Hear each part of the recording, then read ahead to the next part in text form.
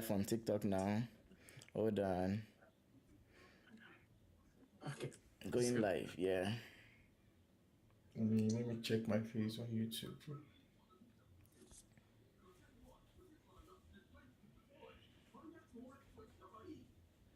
Mm,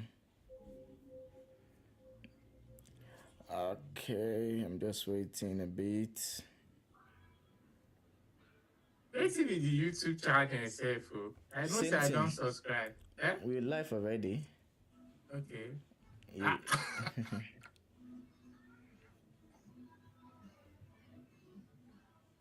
Yeah, good. Hello guys. Good afternoon. Welcome to our first Premier League edition of a Matchday review. With me here, I have Femi and AY who will be hosting this show. We've got various matches today. We've got Man City versus Leeds. We've got Burnley against Brentford. And we've also got Sunderland against Bournemouth. What's your view, guys? Welcome, Femi, AY. Yeah, thank you so much. I mean, it's been a long time coming. Finally, we're here to have the first preview of the show. I'm super excited, especially with the conversation we're going to have today.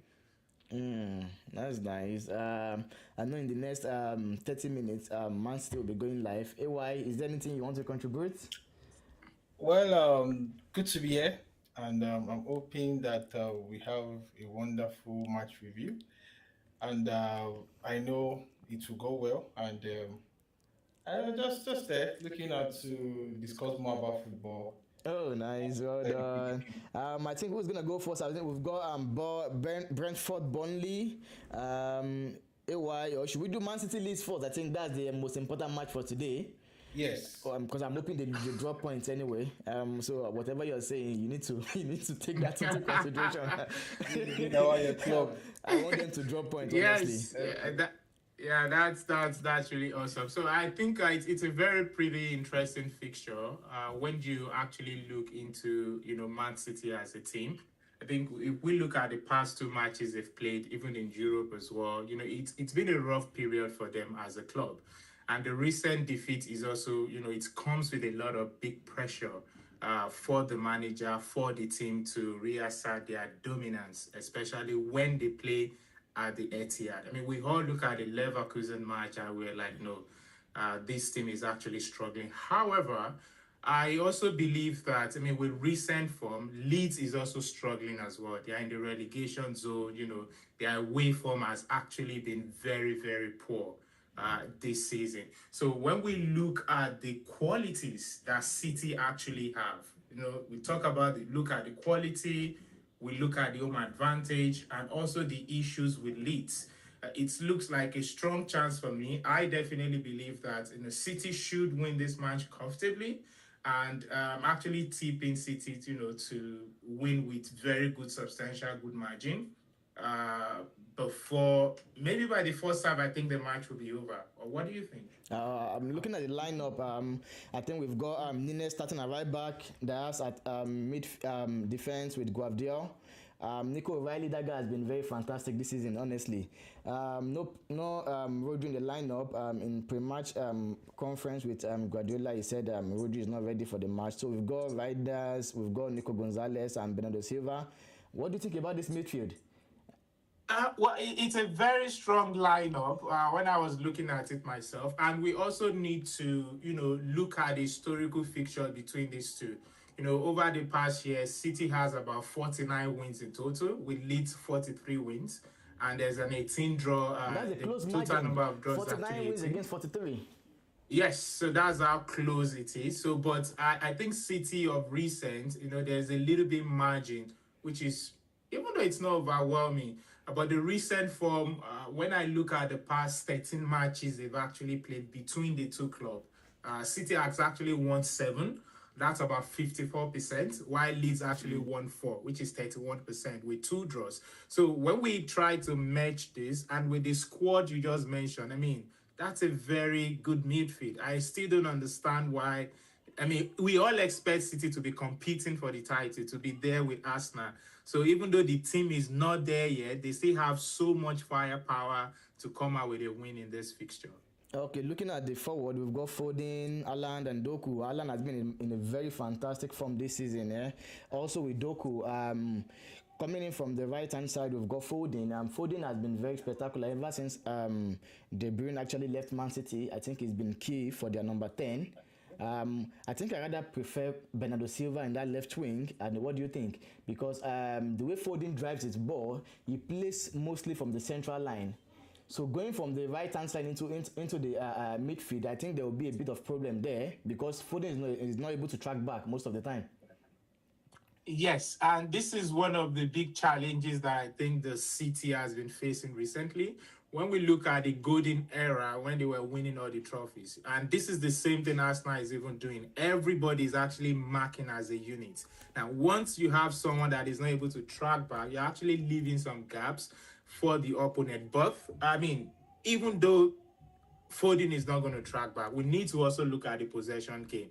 City has been very dominant when it comes to that. I mean, 81% possessions, mostly any matches they played against Leeds. I think in total, they've also have about 18 total shots as well compared to Leeds, which is 4. So when we look at the goal ratio as well, irrespective of how any of these players is going to perform, I think it's still going to be a big win because when you have Foden, when you have Haaland himself and Doku, with the way Doku has been playing, gosh, that guy has been, it's like Doku is playing a different brand of football, attacking defenders, taking them on. I think they have so much in that squad, so much depth as well, to come out with this match with a very, very big statement, because that is what everybody is expecting from them. A big, not just a win, but a very big statement to say, see, we are here and we are not just going to let Arsenal run away with the title. That's fine. Haaland has how many goals this season already? I think around 11 or so. How many? Yeah, and he has actually been scoring so many goals, except the games against Newcastle, if you look at it. So it should be, at least doesn't have the best defense as well. I think their defense is quite porous. If you look at the last match against Aston Villa, I mean, the way they considered the 2 goals, one from set piece as well. Of course, a very good free kick for the second goal. But, once you don't have that strong defense and you are facing this attack from Doku from the left hand side, you have Haaland that keeps you on the edge, and you have Foden that is actually streaming across the pitch, then you should definitely expect goals in this fixture. Okay, we've got Haaland on 14 goals already. I think the next person is Igo Thiago, which is from Brentford at 9 goals. Haaland will definitely be a threat today for Leeds. What do you think the score prediction would be? For me, I'm going for both teams to score, but City to win by 3 goals to 1. I think City defensively, they've been very poor. I think Leeds will definitely come with a goal. But I'm expecting City to win by 3 goals to 1 for this match. It should be a big win for City. Hey, what's your prediction for this match? For me, I would say 2-0. Man City Honestly, I'm an 2. Arsenal fan. I don't want any one of them to win. Honestly, I will just go for a 1-1 draw. Man This match. No, City, to be Man honest, City in form. when we have this kind of people playing, especially it's a very difficult fixture, especially at Etihad. But I actually want a 1-1 draw. Hopefully that would come to pass by me. You're Oh, disagreeing. Okay, I think that we can ask the guys in the comment section to drop their predictions, and then we'll actually be having a watch along for Manchester City versus Leeds. So guys, you guys can win a bit of gift today. We've got £20 or 15,000 naira for grab. If you can predict the scoreline of Man City Leeds and also one of the goal scorer, and then one person would then go home with £20 or 50,000 naira today. We've got another match today, but before that, Femi, do you want to look at the lineup for Leeds? Let's see. Uh, Same formation with Man City. They've got 4-4-3. Gnotno, they've got Mecca in forward and Daniel James. I know Daniel James is one of the speed monsters we have in the Premier League. He's very, very good on the counter, same as Gnotno, who is a very good dribbler. And Mecca has actually been in top form, honestly. I think this forward line will threaten Man City's back line today. Yes, I expected that, and that was why I said I'm expecting both teams to score in this fixture because I think the lineup is full of pace. And one thing I've observed about the City defense is the fact that there is no cohesion in that team. And since Rodri has actually been missing, the protection is not there. He used to be the protector of the back line, to control that deep. But I think due to that injury, it's been a little bit difficult for them to be the City they used to be. Now we have City considering, two goals, sometimes even three goals in a single match from out of nowhere. And when you have a team that plays with a lot of pace, then they will definitely have one or two moments. So I'm hoping if they are able to take advantage of those few moments, because football is about fine margins, they should definitely get a goal in this fixture with the lineup. Okay, what do you think, AY, about this forward line of Leeds? Yes, I believe it's going to be a wonderful one. Looking at the same formation, but formation does not really drive a game. You have to see more of a individual brilliances in terms of Doku. That guy is like a machine. And you also talk about Daniel James. Also, those are the two key players you have to look out for both Leeds United and also Man City. So for me, it's more like a passover for Manchester City, looking at their records and how they have been performing so far at the Champions League and also the Premier League. Okay. Let's see. Anyways, I know we're gonna have a very interesting game today between these two. It's been very tough and tight between them for the past years. I think Femi said Man City had 49 wins against Leeds, and Leeds already recorded 43 wins. This is a very very tough match. It might not be as easy as most of you guys are thinking. Yeah. Yeah. I'm very You're, honest with you're, that. I'm very you're, very you're honest. looking at, you're talking like an Arsenal fan, which is understandable. No, So aside that, it's a very tough match. If it's Arsenal, yeah, if Leeds has that same number of wins against Arsenal, I'll be worried as well. I'll be so much worried. But for me, I think it's gonna be a very tight match, honestly. Yes, it will be a very close one. Of course, we know there are injuries on both sides. I expect it to be close, but the data is more of historical. But when we look at recent forms, City has been very, very dominant in this kind of fixture. And when you also look at what has happened in the past two matches, losing to Newcastle and playing at the Etihad again, losing to Leverkusen. So the fans, the club, the managers, everybody's expecting a response. And the response is about winning the next match to close the gap on Arsenal. Because if they fail to dominate and win so much easy, then it's become a question of is this team actually going to be challenging for the Premier League title? Okay, going back to 2021 when Leeds actually won Man City at the Etihad Stadium. That season in the Premier League and when Leeds was there, Leeds actually took 4 points off Man City. They went to Elland Road, Man City, they got a 1-1 draw, and then Leeds went to Etihad and won by 2 goals to 1. That was the last time Leeds won a match against Man City. Then down to this period now, they've played 4 matches. Man City won all the matches by a very tough margin, very very big margins. I think one of them was in 21 as well, which they won 7-0 against Leeds. That's the biggest margin they've ever lost against Man City. We're keeping our fingers crossed anyway. Let's see how the match would go. We've Definitely. got a very good offer for guys watching or who are on the comment section. You've got opportunities to win something. Yeah, so you guys can actually make a prediction and win. Um, let's just have a quick look around at the match against Bournemouth against Sutherland. What do you think of that match, Femi? We've got their lineup in 1 minute. Let's see. So Sunderland against Bournemouth. We've got Alan Smith, Diakite, Senesi, and Truffert. Oh, they've got this their left back injured. And we've got Alex Scott in midfield against Tyler Adams, the USA man. And we've got Semenyo, Tavernier, and Adley, and Evan Nielsen in the front line. That's a 4-2-3-1 formation. Um, Also, let's look at the formation for Sunderland. Nodi Mukiele, Danny Ballard. That guy is very tough, honestly. He threatened us. He really, really threatened us, yeah. We've got Omar Adli, Mandava, Sadiki in the midfield with Shaka. We've got Benatraore, we've got Enlifi, and then Taube, and then also we're saying Isidore. That guy is a machine. This Sunderland side have considered the less number of goals after Arsenal this season. What do you think of this defense? Well, the match is it's one of the match to look out for. To be honest with you, I think I've been really inspired with what Sunderland is doing this season, especially when I look at the fixture against Arsenal.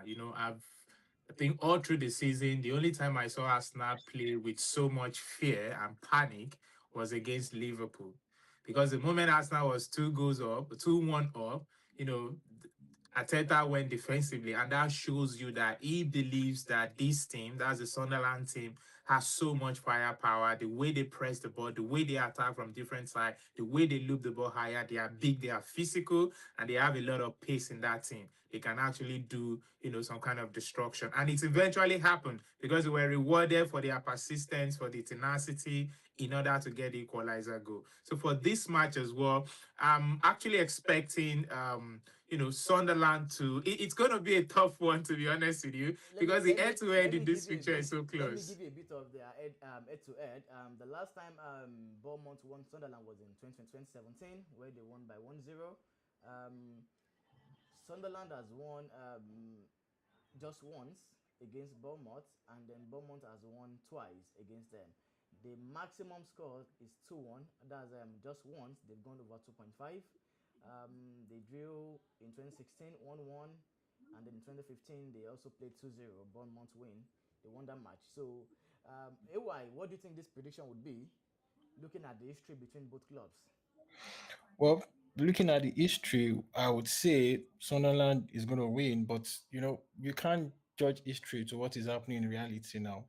Both teams are in a good shape, if you ask me, and like you said, Sunderland has a very good formation for their defense, and Bournemouth as well.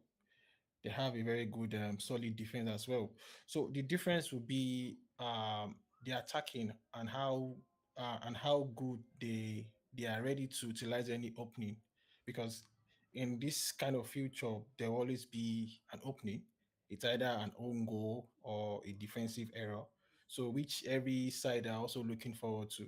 So, but in all, I think it's going to be a good win for Sunderland, if you Okay, ask me. a win between any one of them would take either of them to fourth position today, Okay.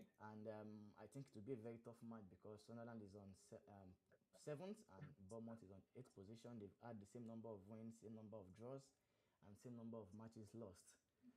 The only thing is that Bournemouth has considered a lot of goals, 20 goals this season. So I think the attacking line is very, very strong. Looking at Bournemouth, they have got a very, very strong attacking line. The likes of Semenyo, who is in form. He's been linked to Liverpool of recent, and I think Manchester United. They've got Tavernier, which also good with the is a very good technical player, and then we've got that physical player in front, Evan Nielsen, which is playing as a number 9. So I think it's going to be a very tough match for me. For me, I will be predicting a 1-1 draw for both of them today because I'm going to Sunderland and then thinking they will be losing that match. I don't see them losing that match. I think it will just be a draw. Yeah. What do you think, Yeah, Fuad? and to add to that, I think we need to look at Sunderland form this season. Like you mentioned earlier, they've been very, very strong at home, and that's a good advantage. The atmosphere has been always chaotic. The noise, the fans are around the home teams, and the fact that they've been unbeaten this far shows you how much they've been very dominant in their own terrain. So I mean, when you look at Sunderland as well, sorry, Bournemouth as well, Bournemouth has been struggling recently on their away form. Of course, they know how to get the goals, but defensively, they've also been leaking a lot of goals. So that would definitely allow the match to be a little bit more open. I think both teams are going to have a lot of chances as well. But I'm actually expecting Sunderland to win. 2 goals to 1 in favor of Sunderland for me. Three. Let me go with 2 goals to 1. But I'm expecting Sunderland to win in this fixture as well. So, what are you predicting? 2-1. Sunderland to Bournemouth 1. Okay, I'm going with 1-1 anyways. We'll see. I think the third match for today, starting at 3 o'clock, is Brentford against Burnley. One of these difficult matches on the road for Burnley. They've not been in a good form away from home this season. It's just crazy for them. Um, I'm seeing Brentford having to torment them. They've been good on the at their home turf this season, defeating Liverpool as well, which is a good morale booster for them. The last time Burnley won was in 2024, which was the last match between them. And then before then as well, Burnley won in 2021. So these two fixture has been it's like there's got a history between them. It's a high scoring game, the minimum of average of 2 goals per game. So which is a very it will be a very tough game today against Burnley. Looking at the lineup, I think we've got Carl Mikaela in post. We've got Kayode. He's very good in long throws. Very consistent player. We've got Nathan Collins. We've got Van der Berg, and Aaron Iki. Also in midfield, we've got Jordan and Matthias Jensen. We've got Django Otara. We've got 1 minute. Let me just put this up for you guys to see. Um, we've got Dango Otara, we've got Damsgaard and Shad. Shad, I call him Shade actually. Shad, yeah, and then Ego Thiago. This guy is big, he's huge. He's just like I would say. I compare him to Michael Antonio of West Ham because he's got all those physicality and the technicality on the ball. Looking at Burnley's formation, we've got Quinsley Atman in left back, Maxime Steve, Azan Zebe, and Kylie Walker. Very coming back to this team with a very big experience. We've got Aniba Medbury, we've got Josh Cullen, we've got Florentino Lewis.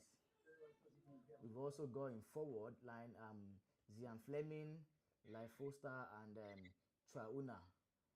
Um, I'm not seeing this formation as it's a formation that would defeat Brentford. The experience Brentford has got in that midfield and forward line it's going to overshadow them. We've got Jordan Henderson and Matthias Jensen. These guys leads, they are captains. Jensen plays for Denmark. The way he controls the midfield is very good. We've got Dango Utara. We've got Damsgaard, also plays for Denmark, and Shade. And then this Ugo Thiago guy, you guys should be worried of this guy. He's the second top goal scorer in the league this season. What do you think, Femi, of this fixture? Yeah, I think this is also a very, I mean, a good one. I mean, looking at Brentford home firepower and Burnley defensive fragilities, especially on the away front, I think this match seems likely to be very open, and I think there's going to be goals. I would definitely be expecting maybe 2 to 3 goals as well. When I look at the attacking numbers and the recent forms by Brentford, I definitely pick them as a favorite.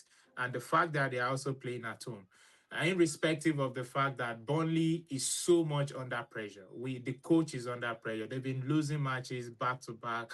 Imagine the matches last week against Chelsea. I think it was a very terrible performance as well, and they might still, pose more danger.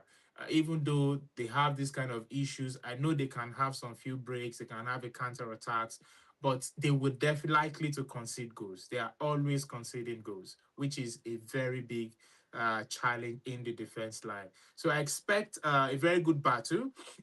I think the home team should definitely be able to win, maybe easily.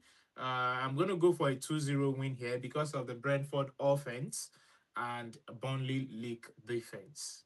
AY, what do you think? Yes, just to add to what Femi just said, Bedford have been very strong at home. And if you look at the history between Bedford and Burnley, though Burnley has um, what's it called? Historic advantage. Like they've had 14 wins as against Bedford 10 wins. But key thing for me stand at their striker. Okay. That's the man called Diego. 9 goals, and he has been tremendously performing, cutting through all numerous defense, and just second on the table ahead of Yeah, definitely. and looking at Burnley as well. Anthony, 4 goals this season, and also having a supporting striker like Flamini, also doing justice to the attacking front. So for me, it's going to be goals and goals galore, goal rush, and for me, I'll tip Bedford like 3-1, Mm. 3-1 against Burnley. I And mean, to okay, three so points there. to add to that, I think it's going to be yes, of course, I'm expecting Brentford to win as well. But I think it's also going to be because I'm trying to look at the tempo of the two clubs' tendencies, and I am expecting a very end-to-end game on both sides. I think I will likely see an early pressure from Brentford, to just establish that home form dominance, Of and that course. may actually open the gap, which is going to put them in a little bit of risk for a counter attack because that is the template framework of Burnley. But I still expect Brentford to win. Though I'm not expecting a 3-1 win because I think Burnley is actually very defensively strong as well, even though they are leaking goals. But against smaller team as well, they've tried as much as possible, even though they can't score, but they just want to keep the back line tight. So I'm expecting a 2-1 victory for Brentford today. Okay, just to let you guys know that once if Burnley win this match, it will take them off the relegation zone. Yes, I was going to say that Yeah, because so is that Burnley a are the factor? one that Yeah. needs to get a point or the maximum point so that they can just go out of relegation. But it's the way I'm looking at it is going to be a difficult step to climb. Looking Okay. at the history of Brentford. I'll be predicting Burnley win, a narrow win, 1-0 against Brentford because I feel they've got a lot of history against Brentford and then they are looking to win this match at all costs because winning would take them 13 points and putting them at 16th position, which would take them off the relegation zone. I know it's still very early, but at least that's an encouraging position for them to look at. Anyway, guys, thank you for the short analysis. We'll be having a watch along between Man City and Leeds shortly. The match is starting in the next 4 minutes. Thank you guys for joining. If you want to have a watch along with us, you can still wait. For those who are not able to wait, you can watch us and catch us on YouTube. We've got our YouTube channel at King Fuad. You can like and subscribe on that channel too. We're on TikTok, we're on Twitter. Um, you've got every other place to catch up us on. Thank you guys. Yes, and remember to drop your prediction. Let's pay out some money. Yeah, let's go. Yeah, thank you. You're welcome. Thank you, Fuad.